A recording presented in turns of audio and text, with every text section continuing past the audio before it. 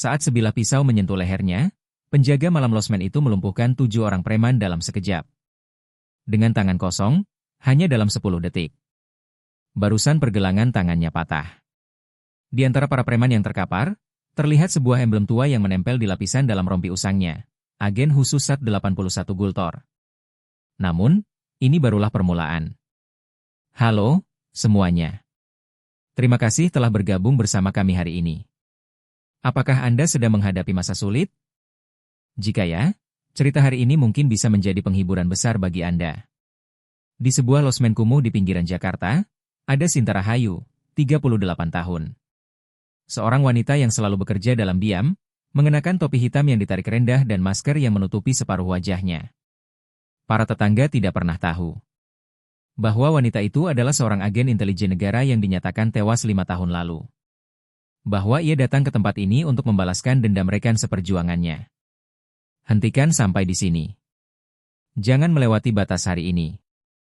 Tetapi geng naga hitam tidak tahu. Mereka tidak tahu wanita yang mereka ganggu adalah satu-satunya yang selamat dari operasi infiltrasi perbatasan. Mereka tidak tahu bahwa bos mereka adalah orang yang mengkhianati dan menyebabkan kematian rekannya. Dan kini, semua kebenaran akan terungkap. Akankah Sinta berhasil menuntaskan balas dendam untuk rekannya, Budi? Siapakah identitas pengkhianat yang tersembunyi? Dan kebenaran mengejutkan apa yang akan terungkap setelah 5 tahun? Coba tebak di kolom komentar sekarang juga. Dan jika Anda menekan tombol suka dan berlangganan, kami akan kembali dengan cerita yang lebih menarik. Baiklah, mari kita mulai kisah yang sesungguhnya. Sebentar, mohon dukungan Anda dengan menekan tombol suka dan berlangganan. Dukungan Anda sangat berarti bagi kami. Losmen Sinar Pagi, yang terletak di sebuah gang belakang di kawasan Mangga Besar, Jakarta Barat, adalah sebuah bangunan tua yang dibangun pada tahun 1980-an. Dinding bata merahnya telah kusam dimakan waktu, dan separuh dari lampu neon di papan namanya berkedip-kedip atau mati total. Tangga besi yang berkarat dan kaca jendela yang retak menjadi saksi bisu sejarah panjang losmen ini. Penjaga malam di sini, Sinta Rahayu, meskipun berusia 38 tahun, adalah seorang wanita yang menyembunyikan aura mudanya. Tingginya sekitar 165 cm, postur bahunya tegap, dan langkah kakinya mantap, membuatnya tampak berbeda bahkan dari kejauhan. Namun, Sinta selalu berusaha tidak menarik perhatian, mengenakan topi hitam yang menutupi wajahnya dan masker. Mbak Sinta itu pendiam dan rapi sekali. Sopan kalau menyapa, kata Nenek Siti, pemilik warung di seberang losmen, yang sering ia katakan kepada para tetangganya. Sudah 3 bulan Sinta bekerja di losmen ini, tetapi tidak ada seorang pun yang tahu masa lalunya. Sinta sendiri tidak pernah membicarakannya. Saya suka dia karena tidak banyak bicara. Hanya bekerja dengan baik tanpa membuat masalah, kata Pak Tono, pemilik losmen, yang juga merasa puas dengan kinerja Sinta. Para penjaga sebelumnya seringkali berhenti hanya dalam beberapa hari. Losmen-losmen di daerah ini memiliki masalah yang serupa. Tamu-tamu mencurigakan yang datang setiap malam, sering disalahpahami sebagai tempat prostitusi terselubung, dan sesekali terjadi tindak kekerasan. Pukul 10 malam, rutinitas Sinta dimulai. Mulai dari membersihkan lobi, mengelola check-in dan check-out tamu, dan yang terpenting, tugas keamanan. Losmen ini tidak memiliki sistem keamanan yang memadai, jadi penjaga malam harus menyaring sendiri pengunjung yang mencurigakan. Sinta selalu mengenakan hoodie hitam, celana jeans, dan sepatu kets usang. Di pergelangan tangannya hanya ada sebuah jam digital tua, ia tidak memakai aksesori lain.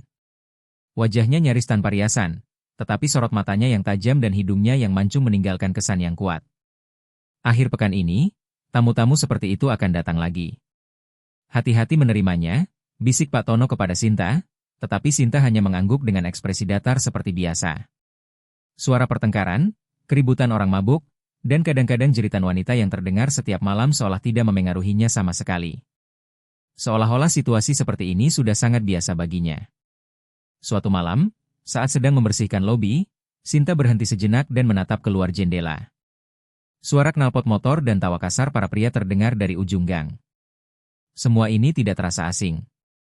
Justru terlalu akrab hingga membuatnya merinding. Sinta menghela napas pendek sambil membilas kain pel.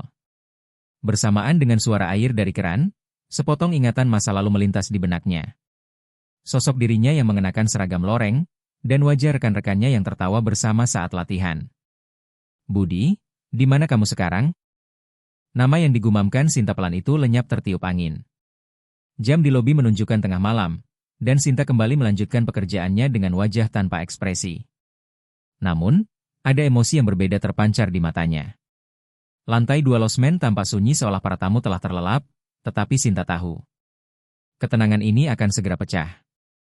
Firasat bahwa sesuatu yang besar akan terjadi terus berputar di kepalanya. Seolah-olah ia telah menunggu saat ini sejak lama. Di tengah kelip lampu neon di luar jendela, Sinta mengeluarkan kalung identitas militer tua dari sakunya dan memainkannya. Jari-jarinya mengelus nama yang terukir di atasnya saat ia memejamkan mata. Seketika, ekspresi Sinta berubah tipis. Dari wajah datarnya yang biasa, terpancar sebuah tekad yang kuat. Tunggu sebentar lagi. Ini akan segera berakhir. Di matanya, terpancar tekad dingin seseorang yang sedang menunggu dan telah memutuskan sesuatu. 3 bulan ia hidup tenang di losmen ini bukan hanya untuk menyambung hidup. Ada sesuatu yang harus diselesaikan oleh Sinta. Malam semakin larut dan kebisingan di gang mulai mereda, tetapi Sinta tetap terjaga. Ia duduk di kursi sudut lobi, mengamati layar monitor CCTV, dan sesekali menatap keluar jendela. Seolah-olah sedang menunggu seseorang yang spesifik.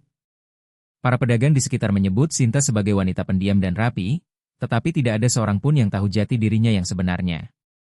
Di balik ekspresi tenang dan datarnya, tersembunyi masa lalu dan apa yang akan terjadi di masa depan.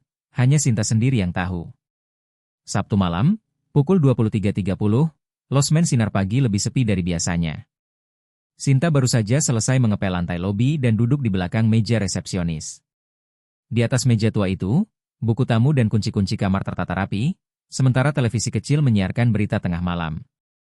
Sepertinya malam ini akan tenang, gumam Sinta pelan sambil memeriksa jam. Tepat pada saat itu, suara gaduh terdengar dari pintu masuk losmen. 2 sepeda motor berhenti bersamaan, diikuti oleh tawa kasar para pria yang menggema di gang. Tak lama kemudian, pintu losmen dibuka dengan kasar dan 3 orang pria masuk. Mereka semua tampak berusia pertengahan 30-an, berjalan terhuyung-huyung seperti orang mabuk, dan bau rokok serta arak murahan menguar dari mulut mereka. Pria yang berjalan paling depan bertubuh tinggi tegap, dengan kalung emas tebal melingkari lehernya. "Wai, ada kamar kosong?" tanya pria itu dengan nada kasar. Sinta mengangkat kepalanya dan menatap mereka. Ia mempertahankan ekspresi tenangnya seperti biasa dan menjawab, "Ya, ada." "Untuk berapa orang?" "3 orang. Kasih kamar yang paling bagus." Meskipun ada bicara mereka kasar, Sinta tidak peduli dan mengeluarkan formulir pendaftaran. Namun, pada saat itu, ia melihat pria yang berdiri paling kanan menggulung lengan bajunya. Di lengan kanannya, terukir sebuah tato besar, tato naga hitam yang dikelilingi api. Mata Sinta seketika menajam. Tato itu sangat ia kenal. Itu adalah simbol organisasi yang ia selidiki 5 tahun lalu saat bertugas sebagai agen lapangan BIN. Geng Naga Hitam. Sebuah organisasi preman skala menengah yang berbasis di Jakarta Utara. Sinta menarik napas dalam-dalam, berusaha menenangkan diri. Namun, begitu melihat tato itu, kenangan masa lalu menyerbu benaknya. Informan yang ia temui selama operasi, penyelidikan penyamaran yang berbahaya, dan kematian budi. "Hei, ngapain bengong? Jadi kasih kamar nggak?" bentak pria di tengah dengan nada kesal. Sinta cepat-cepat tersadar dan mengangguk. "Maaf. Kamar 230. Sinta berusaha untuk tidak menunjukkan ekspresi apapun saat mengambil kunci. Namun, dalam hatinya ia bertanya-tanya mengapa mereka datang ke losmen ini. Apakah mereka tahu identitasnya? "Berapa semalam?" "Rp600.000. Mahal amat." "Fasilitasnya apa aja?" "Fasilitas standar, tidak ada sarapan." Para pria itu saling berpandangan lalu tertawa terbahak-bahak. Tawa itu terdengar ganjil, membuat Sinta langsung memasang kuda-kuda waspada. Dari luar ia tampak tenang, tetapi otot-ototnya siap bergerak kapan saja. Penjaganya lumayan cantik juga ya," kata pria bertato sambil tersenyum sinis. Sinta tetap memasang wajah datar, tetapi ia sudah bisa menebak kemana arah pembicaraan ini. "Kalau begitu, kita main aja semalaman di sini. Setuju kan?" "Setuju." Para pria itu membayar dan mengambil kunci. Sinta menghela napas lega saat mendengar langkah kaki mereka menaiki tangga. Namun, hatinya tidak tenang. Kedatangan anggota geng naga hitam ke losmen ini tidak mungkin hanya kebetulan. Pukul 2 dini hari, suara gaduh kembali terdengar. Langkah kaki menuruni tangga dan suara para pria itu terdengar lagi. Sinta menunggu mereka dengan tegang. "Why, kita mau bayar." Ketiga pria itu kembali ke lobi. Kali ini, mereka tampak jauh lebih mabuk. Sepertinya mereka minum lagi di atas. "Di sini jual minuman keras, enggak?" "Tidak, kami tidak menjualnya." "Terus ngapain aja semalaman di sini?" Nada bicara mereka menjadi semakin kurang ajar. Sinta merasa situasinya memburuk, tetapi ia tetap berusaha tenang. "Anda bisa beristirahat. Waktu check out besok sampai jam 12 siang." Kamu kerja sendirian di sini?" "Nggak takut?" kata pria bertato sambil mendekat. Sinta mundur selangkah. "Tidak apa-apa." "Apanya yang nggak apa-apa? Cewek sendirian jam segini kan bahaya." Para pria itu semakin mendekati Sinta. Pria yang paling besar menyandarkan sikunya di meja resepsionis dan memandangi Sinta dari atas ke bawah. "Hei, main sama kita aja, yuk. Pasti seru, loh." "Maaf, saya sedang bertugas." Suara Sinta masih tenang, tetapi sorot matanya mulai mendingin. Para pria itu tidak menyadari perubahan Sinta dan terus mendekat. "Tugas apaan? Tamu ngajak main masa ditolak?" Saat itu, pria bertato mengulurkan tangannya melewati meja, mencoba meraih lengan Sinta. Sinta dengan cepat menghindar, tetapi pria itu tidak menyerah dan terus mencoba. "Aduh, jangan kabur dong. Takut ya sama kita?" "Hentikan." Untuk pertama kalinya, ada nada peringatan dalam suara Sinta. Namun, para pria mabuk itu tidak menyadarinya. "Kenapa? Hentikan apa? Kita kan cuma mau akrab." Para pria itu tertawa sambil semakin mendekat. Akhirnya, pria yang paling besar berjalan memutari meja resepsionis ke arah Sinta. Sinta perlahan mundur sambil memberikan peringatan terakhir. "Hentikan sampai di sini. Jangan melewati batas hari ini."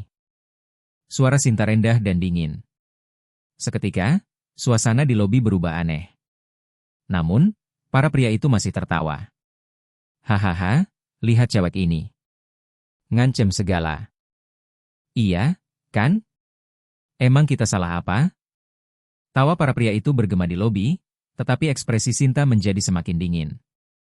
Naluri yang telah ia sembunyikan selama 5 tahun mulai bangkit. Saat pria paling besar mengulurkan tangan ke arah pergelangan tangan Sinta, waktu seolah berhenti. Tepat sebelum tangan itu menyentuhnya, Sinta dengan cepat memutar tubuhnya. Ia berbalik, menangkap pergelangan tangan lawannya, dan memelintirnya. "Arg!" Jeritan pria itu menggema di lobi. Tanpa mengubah ekspresinya, Sinta memutar pergelangan tangan pria itu lebih kuat. Terdengar suara seperti tulang patah, dan pria itu berlutut di lantai. "Apa-apaan ini?" teriak pria bertato sambil berlari ke arah Sinta. Namun, Sinta sudah memegang bahu pria pertama. Dengan satu tekanan yang akurat, terdengar suara sendi bahu pria itu terlepas. "Ah!" Pria pertama roboh sepenuhnya, dan kini pria bertato melayangkan tinjunya ke arah Sinta. Namun, Sinta dengan mudah menghindari pukulan itu sambil menghantamkan lututnya ke perut lawan. "UKH?" Pria itu terhuyung mundur, tidak bisa bernapas. Sinta tidak menyia-nyiakan kesempatan dan dengan pukulan tangan yang tepat, ia menghantam leher pria itu. Pria itu langsung pingsan di tempat. Pria terakhir, menyadari situasi, mencoba mengambil sesuatu dari sakunya. Mungkin pisau atau senjata lain. Tapi Sinta lebih cepat. Dalam 3 langkah, ia mendekatinya, menangkap pergelangan tangannya, dan memelintirnya hingga senjatanya jatuh. "Hei, tunggu sebentar," teriak pria itu, tetapi sudah terlambat. Pukulan Sinta tepat menghantam ulu hatinya, dan pria itu langsung roboh. Seluruh kejadian itu berakhir dalam waktu kurang dari 10 detik. Lobi seketika menjadi berantakan. 3 anggota geng naga hitam tergeletak di lantai, 2 diantaranya pingsan. Hanya pria pertama yang mengerang kesakitan sambil memegangi pergelangan tangan dan bahunya. Barusan pergelangan tangannya patah, seorang tamu yang turun karena mendengar keributan terkejut melihat pemandangan itu. Namun, karena terlalu kaget, tamu itu pun ikut pingsan. Kini hanya Sinta yang berdiri sendirian di lobi. Ia perlahan mengatur napasnya dan melepaskan rompi hitam yang ia kenakan. Ia membaliknya, memperlihatkan bagian dalamnya. Di sana, ada sebuah emblem tua yang terjahit. Tulisan, Agen Khusus SAT-81 Gultor, terlihat samar. Sinta menatap emblem itu dan menghela napas pendek. Ia tidak menyangka masa lalu yang disembunyikannya selama 5 tahun akan terungkap begitu tiba-tiba. Tapi mau bagaimana lagi? Mereka yang lebih dulu melewati batas. Sekarang bagaimana? Gumam Sinta saat suara sirene terdengar dari luar losmen. Mungkin seseorang telah melapor. Sinta cepat-cepat mengenakan kembali rompinya dan mencoba merapikan situasi. Tak lama kemudian, Pak Tono berlari tergesa-gesa. Dengan wajah yang jauh lebih pucat dari biasanya, ia terdiam melihat keadaan lobi. Ini ada apa? Mbak Sinta, apa yang terjadi? Para tamu itu yang mulai duluan, Pak. Saya hanya membela diri. Suara Sinta masih terdengar tenang. Namun, Pak Tono menatap para pria yang tergeletak dengan cemas. Waduh, ini gawat. Mereka itu geng naga hitam. Sering datang ke sini. Mendengar ucapan Pak Tono, mata Sinta menyipit. Benar dugaannya, kedatangan mereka bukan kebetulan. Bagaimana dengan CCTV? Itu sudah sebulan rusak, belum sempat diperbaiki. Jawaban Pak Tono membuat Sinta menghela napas dalam hati. Secara situasional, akan terlihat seolah-olah Sinta yang menyerang secara sepihak. Polisi tiba bersamaan dengan ambulans.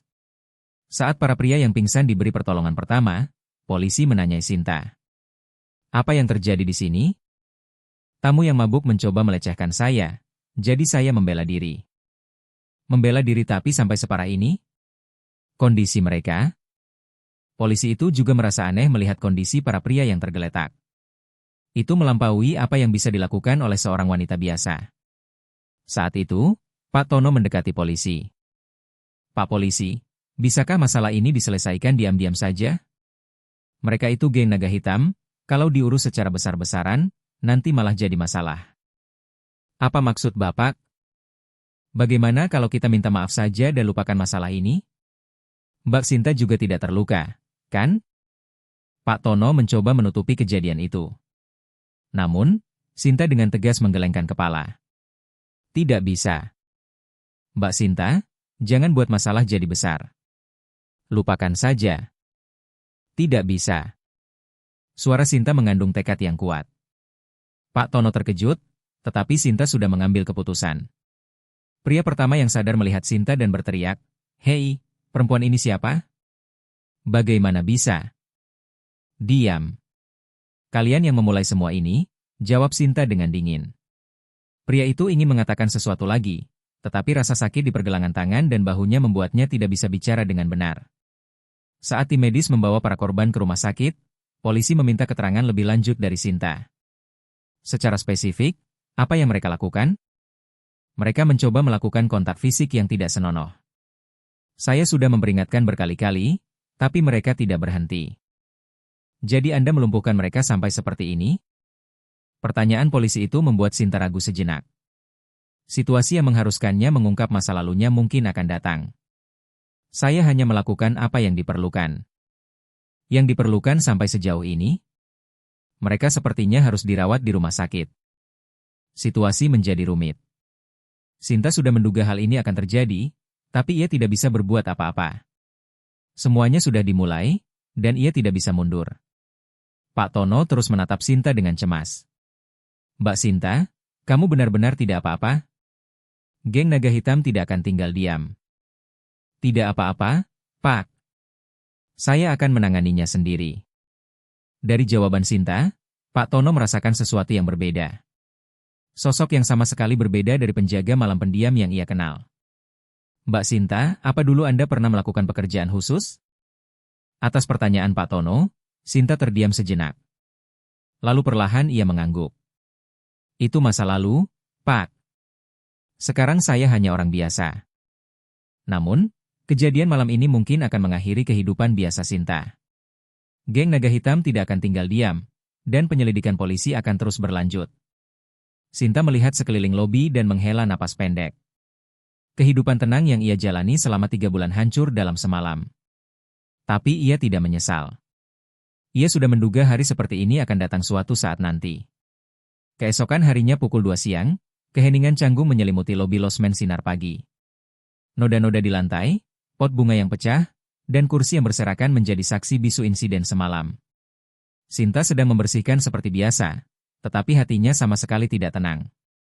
Ia mendengar kabar bahwa anggota geng naga hitam dirawat di rumah sakit dan tahu bahwa penyelidikan polisi akan segera dimulai secara serius. Tok, tok. Terdengar suara ketukan di pintu losmen. Saat Sinta membuka pintu, seorang pria parubaya berjas berdiri di sana. Tingginya sekitar 170 cm, dan wajahnya tampak lelah. Selamat siang. Saya Inspektur Agus Santoso dari Unit Reskrim Polres Jakarta Barat. Inspektur Agus memperkenalkan diri dengan sopan sambil mengeluarkan buku catatannya. Sinta mengangguk dan mempersilakannya masuk ke lobi. Saya datang untuk menanyakan beberapa hal terkait insiden semalam. Apakah Anda punya waktu? Pukulan Sinta tepat menghantam ulu hatinya, dan pria itu langsung roboh. Seluruh kejadian itu berakhir dalam waktu kurang dari 10 detik. Lobi seketika menjadi berantakan. 3 anggota geng naga hitam tergeletak di lantai, 2 diantaranya pingsan. Hanya pria pertama yang mengerang kesakitan sambil memegangi pergelangan tangan dan bahunya. Barusan pergelangan tangannya patah, seorang tamu yang turun karena mendengar keributan terkejut melihat pemandangan itu.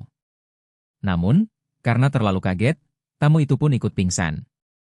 Kini hanya Sinta yang berdiri sendirian di lobi.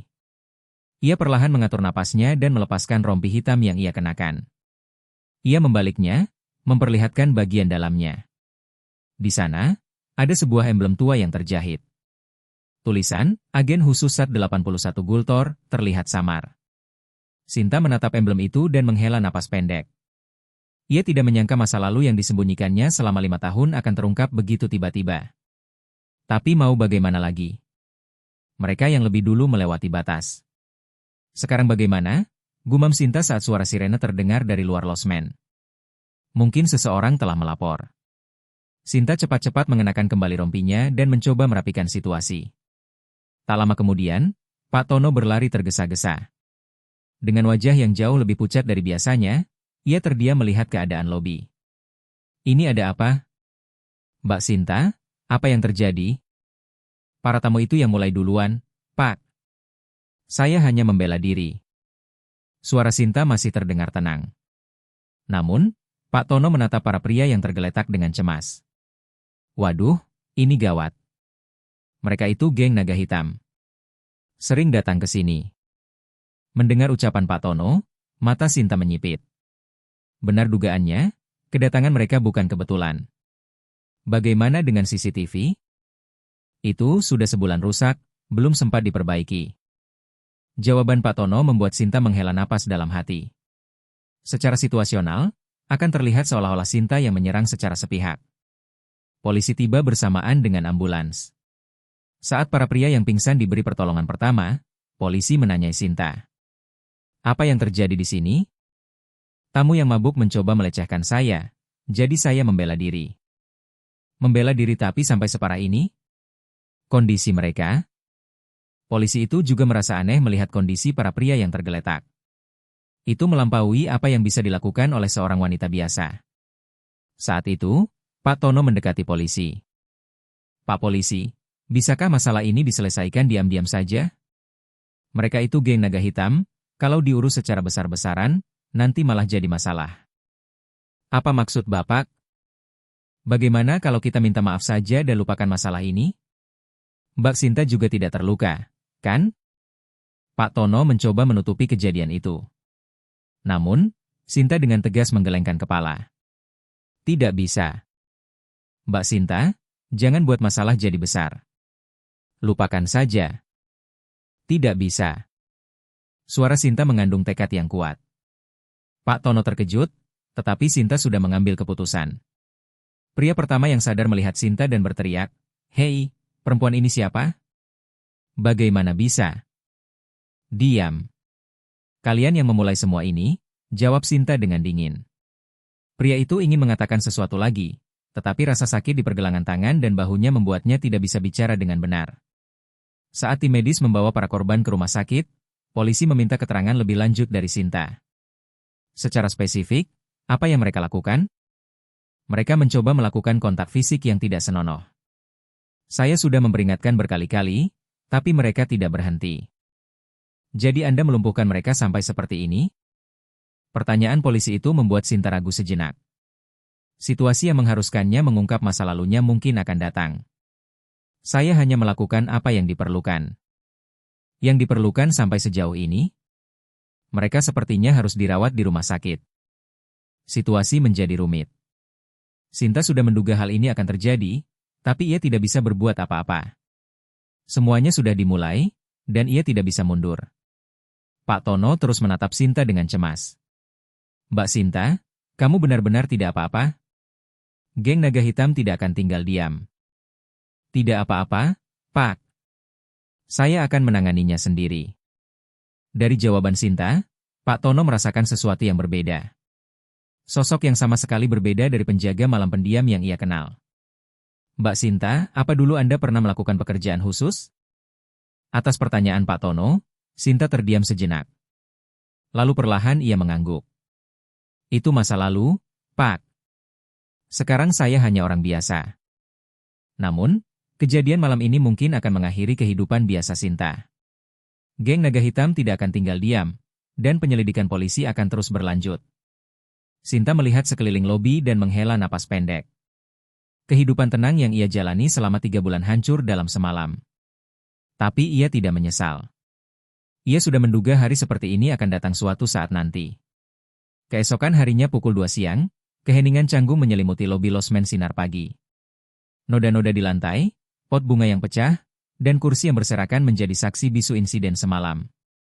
Sinta sedang membersihkan seperti biasa, tetapi hatinya sama sekali tidak tenang. Ia mendengar kabar bahwa anggota geng Naga Hitam dirawat di rumah sakit dan tahu bahwa penyelidikan polisi akan segera dimulai secara serius. Tok, tok. Terdengar suara ketukan di pintu losmen. Saat Sinta membuka pintu, seorang pria parubaya berjas berdiri di sana. Tingginya sekitar 170 cm, dan wajahnya tampak lelah. Selamat siang. Saya Inspektur Agus Santoso dari Unit Reskrim Polres Jakarta Barat. Inspektur Agus memperkenalkan diri dengan sopan sambil mengeluarkan buku catatannya. Sinta mengangguk dan mempersilakannya masuk ke lobi. Saya datang untuk menanyakan beberapa hal terkait insiden semalam. Apakah Anda punya waktu? Inspektur Agus menutup buku catatannya dan menghela napas. 20 tahun jadi polisi, baru kali ini saya mengalami hal seperti ini. Maaf sudah merepotkan. Tidak apa-apa, Pak. Tapi, Anda benar-benar berada di wilayah musuh selama 3 tahun? Sinta mengangguk. 3 tahun itu adalah masa terberat dalam hidupnya. Sendirian? Ada satu rekan, tapi ia tidak berhasil kembali. Suara Sinta terdengar sendu. Inspektur Agus tidak bertanya lebih jauh. Kalau begitu saya permisi. Jika ada apa-apa, hubungi saya. Inspektur Agus meninggalkan kartu namanya dan pergi. Sinta sendirian, menatap kartu nama itu sambil tenggelam dalam pikirannya. Identitasnya kini telah terungkap. Meskipun penyelidikan polisi dihentikan karena intervensi BIN, ia tidak tahu apa yang akan terjadi selanjutnya. Sinta menatap keluar jendela dan bergumam. Sekarang benar-benar dimulai. Ia merasa ada seseorang yang mengawasinya dari tempat yang tidak jauh. Geng Naga Hitam, BIN, dan juga tokoh-tokoh dari masa lalu yang belum muncul. Setelah Inspektur Agus pergi, Sinta duduk sendirian di lobi losmen. Senja mulai turun di luar jendela, dan suara langkah kaki orang-orang yang pulang kerja terdengar di jalanan. Pemandangan kehidupan sehari-hari yang biasa, tetapi hati Sinta sama sekali tidak tenang. Sinta bekerja di losmen Sinar Pagi ini bukan karena kebetulan. 3 bulan lalu, ia tidak sengaja melihat sebuah postingan di sebuah forum online. Artikel berita berjudul, Bramantio dari Geng Naga Hitam naik jabatan menjadi wakil ketua. Bramantio. Saat melihat nama itu, tangan Sinta gemetar.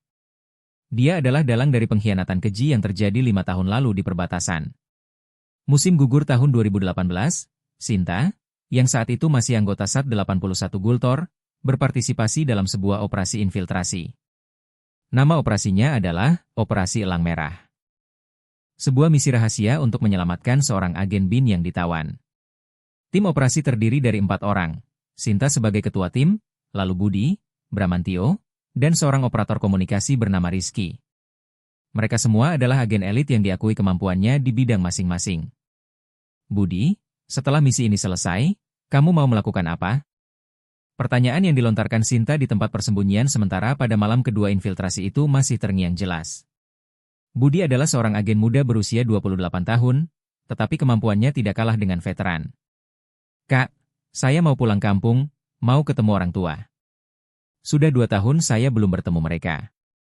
Budi selalu tersenyum ceria. Baik saat latihan keras maupun dalam misi berbahaya, ia selalu menyemangati rekan-rekannya. Bagi Sinta, ia seperti seorang adik. Tapi Bramantio berbeda. Bramantio yang berusia 35 tahun, meskipun kemampuannya hebat, memiliki sifat yang kelam. Dia sangat serakah akan uang dan sering mengabaikan perintah atasan. Bram, bergerak sesuai rencana. Jangan mengambil keputusan sendiri. Setiap kali Sinta memperingatkan Bramantio, ia selalu menunjukkan ekspresi tidak puas. Ketua, di lapangan fleksibilitas itu penting. Kalau terlalu kaku sama manual. Misi itu hidup karena rencana. Keputusan pribadi bisa membahayakan seluruh tim. Selalu ada ketegangan tipis di antara Sinta dan Bramantio. Namun, Sinta tidak pernah membayangkan bahwa Bramantio akan mengkhianati rekan-rekannya. Pada hari keempat operasi, mereka akhirnya menemukan lokasi agen yang ditawan. Sebuah kem tahanan rahasia di pinggiran kota. Rencananya, mereka akan melancarkan operasi penyelamatan malam itu. Semua anggota tim siap. Operasi dimulai tepat pukul 23. Saat Sinta mengumumkan dimulainya operasi, Bramantio tiba-tiba berkata, "Ketua, bisa bicara sebentar?" "Bicara apa?" "Operasi ini terlalu berbahaya. Kita berempat tidak mungkin bisa melawan satu kompi tentara musuh." Suara Bramantio terdengar penuh ketakutan. Tapi Sinta hanya mengira dia sedang gugup. "Bram, kita sudah latihan keras selama ini. Kita pasti bisa. Tapi, jangan bicara lagi." Operasi dimulai. Sinta mengabaikan kekhawatiran Bramantio dan memaksakan operasi. Belakangan ia baru sadar bahwa itu adalah kesalahan fatal. Awalnya, operasi penyelamatan berjalan lancar. Mereka berhasil melumpuhkan penjaga camp dan menemukan agen yang ditawan. Namun, masalah terjadi saat proses penarikan mundur. Pasukan musuh mendekat. 3 truk dari arah timur. Saat Rizky melaporkan dengan panik, Sinta merasa ada yang aneh. Musuh sepertinya terlalu cepat mengetahui posisi mereka. Bagaimana mereka bisa tahu lokasi kita? Saat Budi bertanya-tanya, Bramantio tidak mengatakan apa-apa. Justru ia melihat ke arah lain, seolah menunggu sesuatu. "Kita mundur sekarang." Bergerak sesuai rute yang direncanakan. Begitu Sinta memberi perintah, suara tembakan terdengar. Tapi arahnya aneh. Terdengar dari belakang. Budi berteriak dan roboh. Punggungnya tertembak. Saat Sinta berbalik, ia melihat Bramantio berdiri dengan pistol di tangan. "Bram, apa yang kamu lakukan?" "Maaf, Ketua. Tapi aku tidak punya pilihan." Suara Bramantio dingin. Sangat berbeda dari biasanya. "Jangan-jangan kamu?" "Ya, benar. Aku sudah membuat kesepakatan dengan sindikat penyelundup lokal. Aku menyerahkan informasi operasi ini dengan imbalan uang miliaran." Sinta tidak bisa percaya. Seorang rekan, anggota timnya sendiri, telah mengkhianati mereka. "Budi. Budi." Sinta berlari ke arah Budi yang tergeletak, tapi Budi sudah kehilangan kesadaran. Darah terus mengalir dari luka tembak di punggungnya. "Ketua, cepat pergi. Pasukan musuh akan segera tiba." Bramantio berkata seolah-olah memberikan nasihat yang baik. Tapi Sinta tidak bisa meninggalkan Budi. "Aku tidak bisa meninggalkan Budi. Kalau begitu kita semua mati di sini. Pilih saja." Bramantio bersikap dingin. Dan memang benar, suara langkah kaki tentara musuh mulai terdengar dari kejauhan. "Budi, sadarlah." "Budi." Tapi Budi tidak menjawab. Denyut nadinya semakin lemah. "Ketua?" Rizky memanggil Sinta dengan panik sambil menunjuk ke rute pelarian. "Tidak ada waktu lagi. Budi, maafkan aku." Sinta harus meninggalkan Budi dengan berlinang air mata. Itulah saat paling menyakitkan dalam hidup Sinta. Dalam proses pelarian, Rizky juga tewas tertembak. Akhirnya, hanya Sinta yang berhasil kembali hidup-hidup. Namun, secara resmi, seluruh anggota tim dinyatakan hilang dalam tugas. Bramantio, setelah melarikan diri, bergabung dengan geng Naga Hitam. Ia mengkhianati negara dan menjadi seorang preman. Dan selama 5 tahun, ia terus menanjak di geng Naga Hitam hingga menjadi wakil ketua. Sinta menyimpan semua kebenaran ini sendirian. Ia tidak punya bukti untuk mengungkap pengkhianatan Bramantio, dan dirinya sendiri secara resmi adalah orang yang sudah mati. Budi, sekarang waktunya balas dendam. Saat Sinta bergumam, suara knalpot motor terdengar dari luar losmen. Lebih banyak dari biasanya. Saat ia melihat keluar jendela, 6 sepeda motor hitam berhenti di depan losmen. Dan dari tengah-tengahnya, seorang pria turun. Itu Bramantio. Wajah pengkhianat yang ia lihat lagi setelah 5 tahun. Bramantio tampak lebih gemuk dan mengenakan setelan mahal. Sesuai dengan posisinya sebagai wakil ketua geng Naga Hitam, penampilannya tampak berwibawa. Di belakang Bramantio, 6 anak buahnya yang bersenjata mengikutinya. Mereka semua sepertinya membawa senjata tajam. Sinta Rahayu, ternyata kamu benar-benar masih hidup, gumam Bramantio sambil menatap losmen. Lalu ia memberi isyarat kepada anak buahnya. Masuk. Sinta perlahan bangkit dan mempersiapkan diri.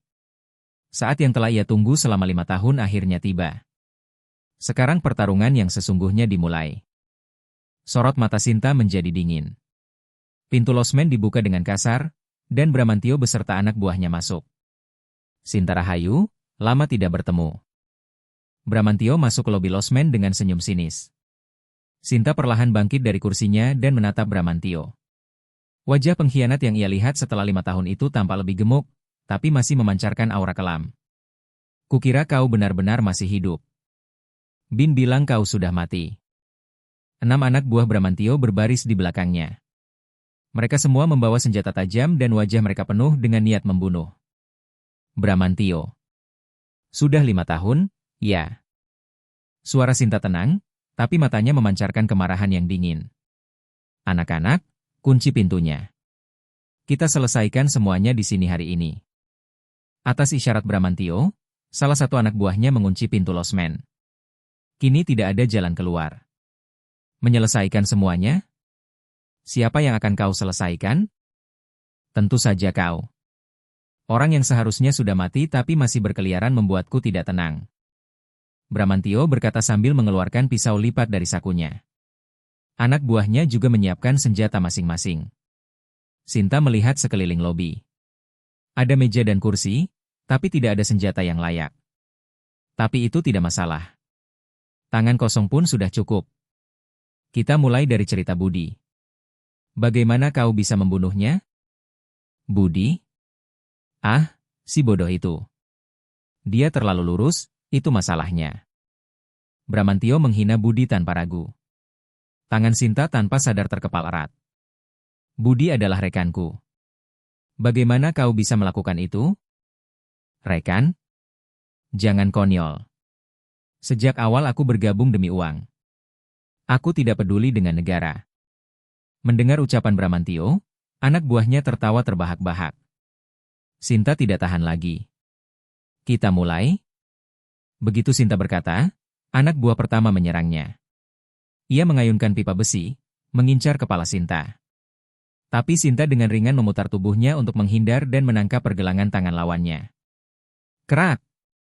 Dengan satu putaran, pergelangan tangan preman itu patah, dan pipa besinya jatuh ke lantai. Sinta mengambil pipa itu dan menghantamkannya ke kaki preman kedua. Ah! Saat preman kedua jatuh, 4 orang sisanya menyerang bersamaan. Sinta menendang meja untuk menghalangi satu orang dan melempar kursi untuk menjatuhkan yang lain.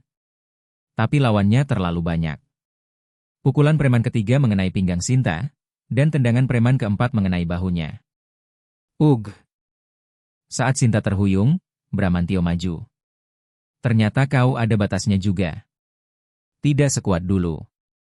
Bramantio mengayunkan pisaunya, menyerang Sinta. Sinta berhasil menghindar, tapi ujung pisaunya menggores lengannya. Darah mengalir. Sinta memegangi lukanya dan mundur. Seharusnya kau mati 5 tahun lalu. Hari ini kau akan benar-benar mati. Saat Bramantio kembali mengayunkan pisaunya, Sinta dengan cepat lari ke toilet. Bramantio dan anak buahnya mengejar, tapi Sinta sudah mengunci pintu toilet. Dobrak pintunya. Dia tidak bisa lari kemana-mana, teriak Bramantio. Suara dobrakan keras membuat pintu toilet bergetar. Sinta duduk di sudut toilet, memeriksa lukanya. Untungnya tidak dalam, tapi darah terus mengalir. Sinta merobek bajunya untuk membalut luka sambil berpikir, tidak bisa begini terus. Aku harus mencari cara. Saat itu, Sinta mengeluarkan kalung identitas militer tua dari sakunya. Di tali yang usang itu terukir nama Budi, dan di bawahnya ada tulisan kecil, bertahanlah sampai akhir. Yang kembali adalah pemenangnya. Budi memberikannya kepada Sinta sebelum mereka berangkat untuk misi infiltrasi. Budi yang ceria mengusulkan agar mereka saling bertukar kalung identitas untuk berjaga-jaga. Wajah ceria Budi terbayang jelas. Budi? Air mata mengalir di pipi Sinta. Rasa bersalah dan rindu yang ia pendam selama 5 tahun meluap seketika. Kak, aku mau pulang kampung, mau ketemu orang tua. Budi, setelah misi selesai kita pasti ke sana. Kakak akan menemanimu. Benarkah, Kak? Ibu pasti senang bertemu kakak. Tentu. Kita bawa oleh-oleh yang enak juga. Percakapan dengan Budi terasa begitu nyata. Tapi Budi tewas di tanah musuh karena pengkhianatan Bramantio, dan janji itu tidak akan pernah bisa ditepati. Brak! Brak! Suara dobrakan pintu toilet semakin keras. Pintu itu sepertinya akan segera hancur. Budi, aku belum selesai. Aku tidak bisa menyerah, demi dirimu. Sinta menyeka air matanya dan bangkit. Ia melihat jendela toilet, sepertinya bisa digunakan untuk keluar. Sinta membuka jendela dan melihat keluar. Di belakang losmen ada tangga darurat yang menuju ke atap. Sepertinya ada sesuatu di atap. Sinta pernah naik ke atap saat bekerja di losmen. Di sana ada antena komunikasi tua dan parabola. Mungkin dulu dipasang untuk menonton TV satelit. Aku bisa menggunakan peralatan itu. Sinta dengan cepat menyusun rencana. Mencoba menghubungi Bin melalui jalur darurat. Meskipun secara resmi ia sudah mati, ia masih ingat kode rahasia dan frekuensi darurat. Braak! Akhirnya pintu toilet hancur. Bramantio dan anak buahnya menyerbu masuk, tapi Sinta sudah keluar melalui jendela. Kemana dia? Lewat jendela. Cepat cari. Dia tidak mungkin pergi jauh, teriak Bramantio, menyuruh anak buahnya. Tapi Sinta sudah menaiki tangga darurat. Sesampainya di atap, Sinta memeriksa peralatan komunikasi. Meskipun tua, sepertinya masih berfungsi. Sinta menyetel frekuensi yang ada di ingatannya dan memasukkan kode rahasia. Elang memanggil pusat. Elang memanggil pusat. Hantu 7, hantu 7. Situasi darurat, mohon respons. Setelah hening sejenak, sebuah suara terdengar dari speaker. Hantu 7, terkonfirmasi. Laporkan situasi. Diserang oleh Bramantio dari geng naga hitam dan 6 anak buahnya. Lokasi di Losmen Sinar Pagi, Mangga Besar, Jakarta Barat. Minta bantuan segera. Diterima. Tim bantuan akan tiba dalam 15 menit. Bertahanlah. Pesan diterima. Setelah komunikasi selesai, Sinta menghela napas lega. Sekarang ia hanya perlu bertahan selama 15 menit. Saat itu, pintu atap terbuka dan Bramantio muncul. Ternyata kau di sini. Apa yang kau lakukan? Bukan apa-apa. Hanya menyapa teman-teman lama. Jawab Sinta dengan santai, membuat wajah Bramantio mengeras. Teman-teman? Jangan-jangan kau menghubungi Bin? Benar. Mereka akan segera ke sini. Bramantio panik, tapi dengan cepat ia menenangkan diri. Kalau begitu, aku akan menghabisimu dengan cepat dan kabur. Bramantio mengeluarkan pisaunya dan mendekati Sinta. Anak buahnya satu persatu naik ke atap. Demi Budi, aku pasti akan menangkapmu. Sinta juga mengambil posisi bertarung. Pertarungan terakhir yang sesungguhnya akan segera dimulai. Angin malam yang dingin berhembus di atap losmen. Bramantio berdiri dengan pisau di tangan, menatap Sinta. Sinta berdiri dengan tangan kosong, berhadapan dengannya. Di sekeliling mereka, 5 anak buahnya berjaga, tapi kali ini mereka tidak gegabah menyerang. Kau benar-benar mau melanjutkannya sampai akhir? Tanya Bramantio, mengarahkan pisaunya ke Sinta. Bilah pisaunya berkilauan di bawah cahaya bulan. Sudah terlanjur dimulai. Aku tidak berniat mundur sekarang. Suara Sinta tegas. Darah masih mengalir dari luka di lengannya, tapi ia tidak peduli. Kalau begitu, matilah seperti Budi, teriak Bramantio sambil mengayunkan pisaunya. Sinta dengan cepat merunduk untuk menghindar dan mengincar kaki Bramantio. Tapi Bramantio juga tidak mudah dikalahkan. Ia menangkis serangan Sinta dengan kakinya dan kembali menebaskan pisaunya. Bahaya. Sinta berguling ke samping untuk menghindar, tapi ujung pisaunya menggores bahunya. Luka baru kembali tercipta. Sekarang kau tidak bisa lari lagi. Matilah dengan tenang. Bramantio terus mengayunkan pisaunya, mendesak Sinta. Sinta terus mundur, menghindari serangan. Terdesak hingga ke tepi atap, Sinta tidak punya tempat untuk mundur lagi. Ini akhirmu. Saat Bramantio hendak melancarkan serangan terakhir, Sinta tiba-tiba maju. Ia menerobos masuk ke dalam jangkauan Bramantio sambil menghindari pisau. Apa? Di tengah kebingungan Bramantio, Sinta menangkap pergelangan tangannya. Ia mencengkeram tangan yang memegang pisau itu dengan kedua tangannya dan mulai memelintirnya. Arg! Bramantio berteriak, mencoba melepaskan pisaunya, tapi Sinta tidak melepaskannya. Ia memelintirnya lebih kuat, menekan sendi pergelangan tangan Bramantio. Pergelangan tanganku patah. Pisau itu jatuh dari tangan Bramantio. Sinta dengan cepat mengambilnya. Kini situasi berbalik. Sekarang giliran siapa yang mati, kata Sinta, menodongkan pisau ke leher Bramantio. Bramantio mundur, memegangi pergelangan tangannya yang kesakitan. Anak-anak, tunggu apa lagi? Cepat bantu, teriak Bramantio kepada anak buahnya. Kelima preman itu serentak menyerang Sinta. Tapi sekarang Sinta memegang pisau. Saat preman pertama mendekat, ia memukul kepalanya dengan punggung pisau. Preman kedua ia tendang hingga terpental jauh. Ugh! Perempuan ini? Para preman itu panik, tapi serangan Sinta terus berlanjut. Ia menghantam kaki preman ketiga dengan punggung pisau hingga jatuh, dan memukul ulu hati preman keempat dengan tinjunya. Preman terakhir mencoba menyerang Sinta dari belakang, tapi Sinta sudah tahu. Ia berbalik dan menusuk pinggang lawannya dengan gagang pisau. Hauka! Preman terakhir pun jatuh. Kini hanya Sinta dan Bramantio yang tersisa di atap. Sekarang tinggal kita berdua, kata Sinta, perlahan mendekati Bramantio dengan pisau teracung. Bramantio terus mundur sambil mulai mencari alasan. Sinta, tunggu sebentar. Kita bicara dulu. Bicara apa? Tentang kejadian itu. Aku juga terpaksa. Geng naga hitam mengancamku. Bramantio berbohong. Tapi Sinta sudah tahu kebenarannya. Jangan bohong. Kau mengkhianat karena uang. Tidak. Aku benar-benar diancam. Bramantio memohon dengan putus asa, tapi Sinta tidak percaya. Justru ia semakin marah. Apa kau ingat apa yang dikatakan Budi sebelum mati? Apa? Bang Bram, kenapa? Bukankah kita rekan? Dia berkata seperti itu. Suara Sinta bergetar karena emosi. Kata-kata terakhir Budi terngiang jelas. Aku melihat ekspresi Budi saat itu. Betapa terkejutnya dia saat tahu telah dikhianati. Bramantio tidak bisa berkata apa-apa. Ia memang teringat ekspresi terakhir Budi. Maaf, aku benar-benar minta maaf. Bramantio mulai berlutut dan memohon. Tapi sudah terlambat. Minta maaf sekarang? Selama 5 tahun ini kau di mana dan melakukan apa? Kata Sinta, menempelkan pisaunya lebih dekat.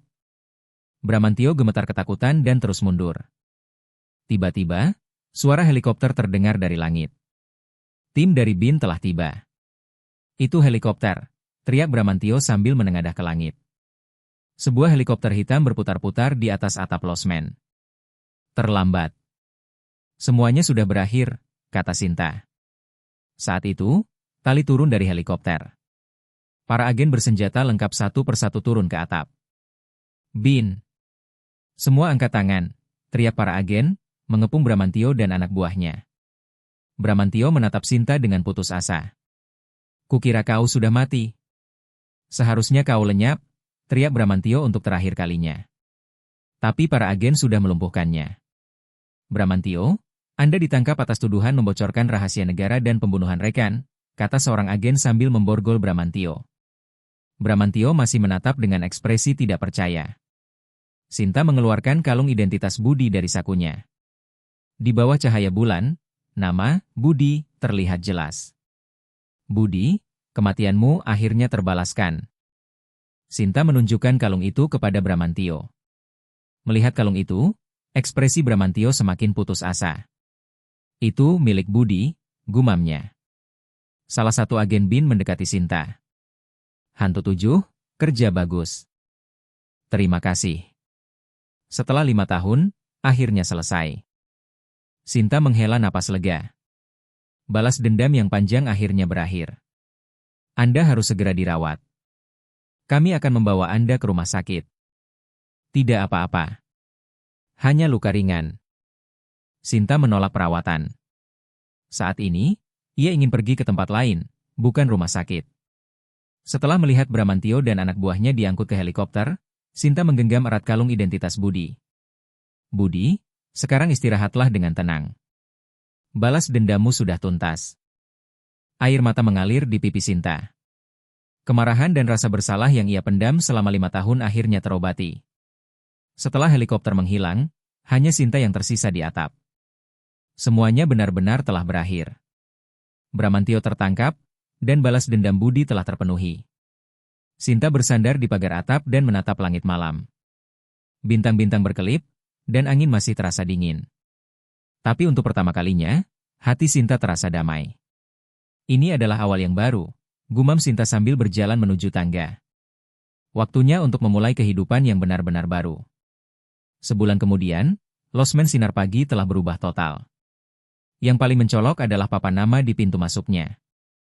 Papan nama tua, losmen Sinar Pagi, telah diganti dengan papan nama baru yang hangat, dengan latar belakang putih dan tulisan hitam, Wisma Budi. Sinta tidak lagi mengenakan topi hitam dan masker. Ia mengenakan kemeja putih dan celana jeans biasa, wajahnya pun terlihat cerah. Di usianya yang ke-38, ekspresinya yang cerah memancarkan kedamaian. Lobi juga banyak berubah. Di salah satu sudut, telah dibuat sebuah ruang kafe buku kecil. Ada beberapa sofa tua, meja kecil, dan rak buku yang memenuhi dinding. Buku-bukunya sebagian besar dibeli sendiri oleh Sinta, mulai dari novel, esai, hingga buku sejarah. Di dinding sebelah kafe buku, tergantung sebuah bingkai foto kecil. Foto seorang pemuda berseragam militer. Itu Budi. Di bawah foto itu, tertulis dengan huruf kecil, akan selalu dikenang, dan di sebelahnya ada pot kecil berisi bunga krisan kuning. Budi, hari ini juga hari yang baik, gumam Sinta pelan sambil menatap foto Budi. Setiap malam setelah selesai bekerja, Sinta selalu menceritakan apa yang terjadi hari itu di depan foto Budi. Hari ini ibumu menelepon. Mengajak pergi ziarah bersama.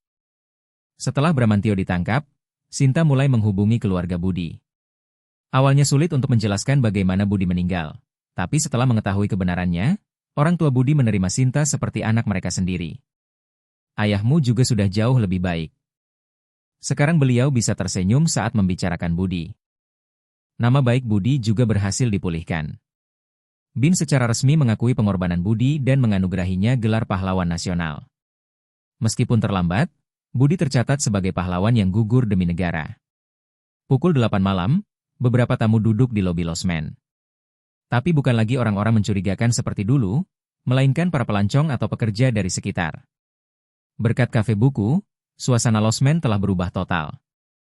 Mbak, kopi 1, ya. Seorang pekerja muda berkata kepada Sinta. Sinta tersenyum sambil menyeduh kopi. Suasananya enak sekali di sini. Saya baru pertama kali ke sini, kaget karena beda dari yang saya bayangkan. Terima kasih. Ruang ini memang saya buat dengan sepenuh hati, jawab Sinta sambil menyerahkan cangkir kopi. Tamu itu menerima kopinya dan menatap foto Budi. Kalau boleh tahu, itu siapa, ya? Adik saya. Dia seorang prajurit yang gugur demi negara. Suara Sinta tidak lagi terdengar sedih, melainkan penuh kebanggaan. Ia tidak lagi mengenang kematian Budi dengan kesedihan, melainkan sebagai seorang rekan dan pahlawan yang membanggakan. Orang yang hebat, ya. Pasti ada alasan khusus Mbak membuat tempat ini. Ya. Saya ingin membuat tempat yang mungkin akan disukai Budi. Tempat yang hangat dan damai. Tamu itu mengangguk dan berjalan menuju rak buku. Sinta tersenyum puas melihatnya. Pukul 10 malam, para tamu satu persatu naik ke kamar mereka. Sinta mulai membersihkan lobi. Pekerjaan yang sama seperti dulu, tapi dengan suasana hati yang sama sekali berbeda. Sekarang, ini adalah tempat yang harus kujaga, gumam Sinta sambil mengepel lantai. Tempat ini bukan lagi tempat persembunyian untuk balas dendam. Ini adalah ruang untuk mengenang budi dan memberikan kehangatan kepada orang-orang baru. Setelah selesai membersihkan, Sinta duduk di meja resepsionis dan merencanakan pekerjaan untuk besok. Memesan buku-buku baru, menambah menu kafe, dan mempersiapkan acara haul budi minggu depan. Sibuk, tapi semua pekerjaan terasa berarti. Pukul 11.30 malam, saat Sinta hendak bangkit, pintu losmen terbuka. Seorang pria tua berusia sekitar 60-an masuk. Rambutnya sudah memutih, dan ia mengenakan setelan rapi. Selamat malam. Apakah Anda akan menginap? Sapa Sinta. Tapi pria tua itu menatap Sinta dengan saksama dan perlahan berkata, Anda Sinta Rahayu dari Sat 81, kan? Sinta terkejut dan melihat pria tua itu lagi. Wajahnya seperti pernah dilihat, tapi ia tidak ingat persis. Maaf, Anda siapa, ya? Saya Irawan. Saya juga ikut dalam operasi itu. Irawan. Saat Sinta mendengar nama itu, ingatannya kembali. Komandan BIN yang menjadi penanggung jawab umum operasi infiltrasi tahun 2018. Pak. Kolonel Irawan? Benar. Lama tidak bertemu, Sinta. Irawan tersenyum hangat dan mendekati Sinta. Sinta masih tampak terkejut. Bagaimana Bapak bisa tahu saya di sini? Saya kan sudah dinyatakan. Saya tahu saat kasus Bramantio. Bahwa kau masih hidup. Dan apa yang kau lakukan di sini? Irawan melihat sekeliling. Foto Budi, kafe buku, dan papan nama Wisma Budi. Ia melihat semuanya. Anda membuat tempat untuk mengenang Budi, ya? Ya, Pak. Hanya ini yang bisa saya lakukan. Suara Sinta terdengar rendah hati. Tapi Irawan menggelengkan kepala. Tidak. Kau telah melakukan hal yang luar biasa. Menangkap Bramantio dan memulihkan nama baik Budi. Irawan mendekati foto Budi. Ia menundukkan kepalanya dalam-dalam untuk memberi hormat. Budi, maafkan aku. Seandainya aku mengelola operasi dengan lebih baik. Bukan salah Bapak. Bramantio yang berkhianat. Sinta meletakkan tangannya di bahu Irawan. Ia tahu Irawan juga menderita karena rasa bersalah selama 5 tahun. Omong-omong, Bapak sekarang sibuk apa? Saya pensiun tahun lalu. Sekarang saya berkeliling Indonesia, mengunjungi keluarga dari mereka yang gugur dalam operasi-operasi masa lalu. Ucapan Irawan membuat Sinta terharu. Terasa sekali bahwa ia melakukannya karena rasa tanggung jawab dan kewajiban. Pasti melelahkan, ya, Pak? Tidak. Saya pikir ini adalah hal yang harus saya lakukan. Mengingat pengorbanan mereka dan meminta maaf kepada keluarga mereka adalah kewajiban saya. Keduanya terdiam sejenak sambil menatap foto Budi. Meskipun 5 tahun telah berlalu, rasa rindu dan bersalah terhadap Budi masih ada. Sinta, jika kau ada waktu, maukah kau ikut menjenguk orang tua Budi bersamaku? Tentu saja, Pak. Ibu Budi pasti juga ingin bertemu dengan Bapak, jawab Sinta dengan ceria. Wajah Irawan tampak lega. Kalau begitu, saya akan kembali besok pagi. Malam ini, bolehkah saya menginap di sini? Tentu saja, Pak. Saya siapkan kamar 203. Itu kamar terakhir yang ditempati Budi, kata Sinta sambil menyerahkan kunci. Irawan menerima kunci itu dan menunduk dalam-dalam. Terima kasih, Sinta. Budi pasti senang. Kau telah membuat tempat yang begitu indah ini. Setelah Irawan naik ke kamarnya, Sinta sendirian di lobi, menatap foto Budi. Hari ini adalah hari yang istimewa. Bertemu dengan rekan lama dan menemukan seseorang yang bisa diajak mengenang budi bersama. Budi, Pak Irawan datang. Beliau mengajak kita menjenguk orang tuamu besok. Di mata Sinta, ada senyuman dan kelegaan yang panjang. Ini benar-benar awal yang baru. Kehidupan baru yang dijalani bersama kenangan Budi, setelah melewati luka masa lalu. Di luar losmen, angin musim semi berhembus, dan kelopak bunga sakura beterbangan. Musim baru telah tiba di Wisma Budi. Terima kasih telah menyimak hingga akhir. Waktu berharga Anda telah memberi kami kekuatan besar. Sampai jumpa di lain waktu.